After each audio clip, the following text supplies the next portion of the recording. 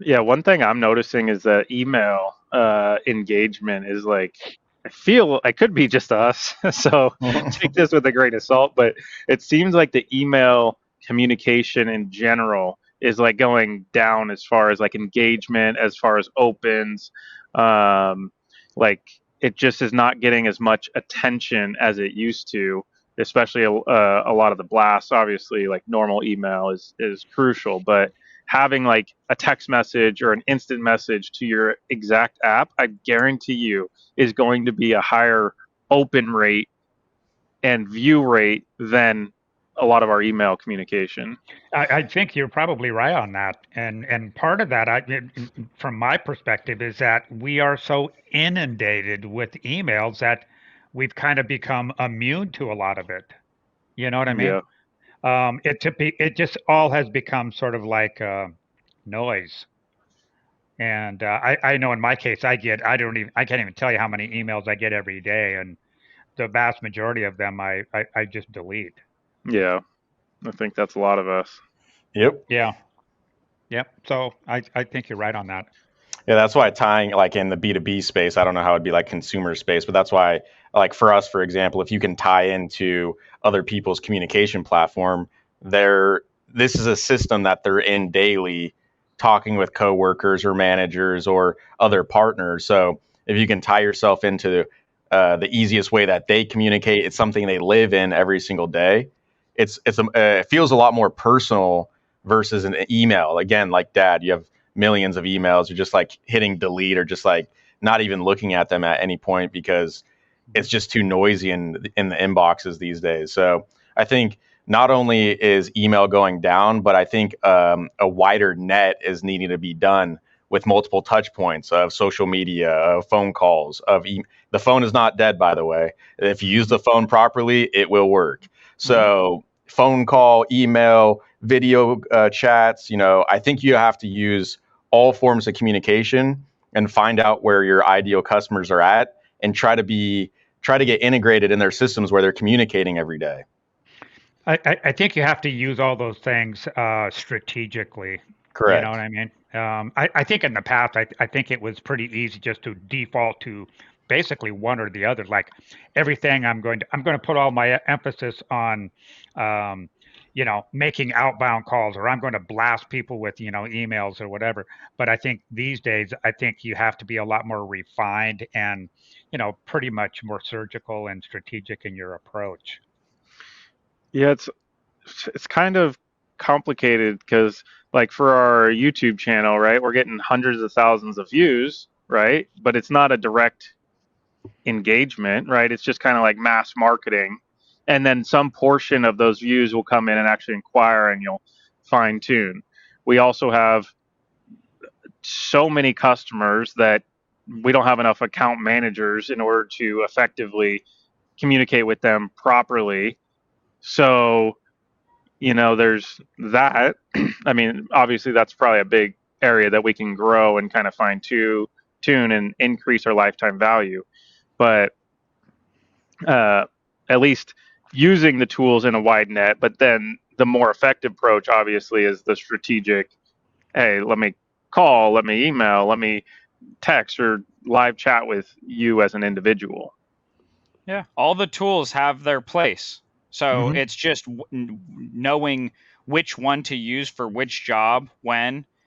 There's like, if you look at just analogies like doing, like a construction site or doing work around the house or whatever, use a flathead shovel. What's the other shovel called? Like diamond head or something? You would have no idea. Well, I Yeah. don't know the last time you used a shovel. I Yeah. shouldn't be talking either, though. No, But you see these hands? Well, there's a little something. That's oh for Oh my yeah, wow, you office. hitting the gym?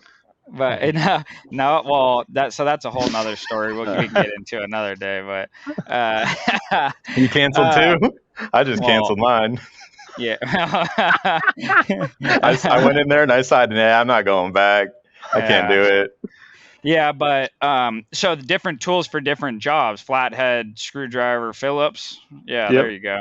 So use some of those, and so you don't use one tool for all the jobs, right? So you have different tools for different purposes. Same way in business. For some situations, it's not just some organizations use the phone. It's like even on specific customers, sometimes you would use the phone in certain situations. Email might be better. Going in person might be better. A lot of sending something in the mail could be better in any given scenario, depending on what it was. So you have to just, and on top of that, say like on the topic of email blast, for example, you can just say like email blast to customer base doesn't work.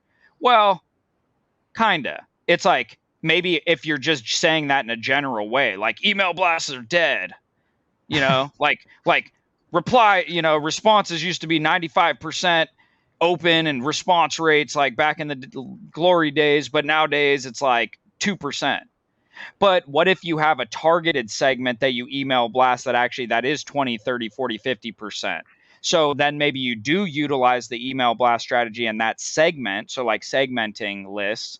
But then maybe on this other list, it's not email blast, it's strategic outreach or something, whether that's phone call or whatever it is. So that's why, like Dad, what you're saying, like be more surgical or be more precise in your approach. It's like being a little bit more sophisticated rather than just generic and just blast, like mass blast works. It's like that's too basic for this day. There's so much noise.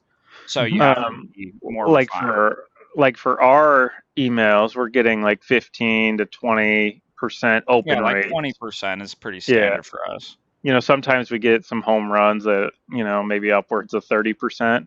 But it's like, just thinking about like the partner process specifically, obviously we should be communicating with our partners as best as possible, and they're extremely valuable. So, but having these automation tools that can engage them aside from email, like text message or direct chat, instead of, because if you think about it, 15%, let's just say, or 20%, it's like, what if it's the same 20% over and over again? It's not like a variety of people in that 20%. It's just like only 2 out of 10 of your partners will ever see your message. That's not good. Whereas if you can automatically hit them in their Teams chat or their Slack chat or their text message, and you have like 80% potential to even see your message, let alone take action on it.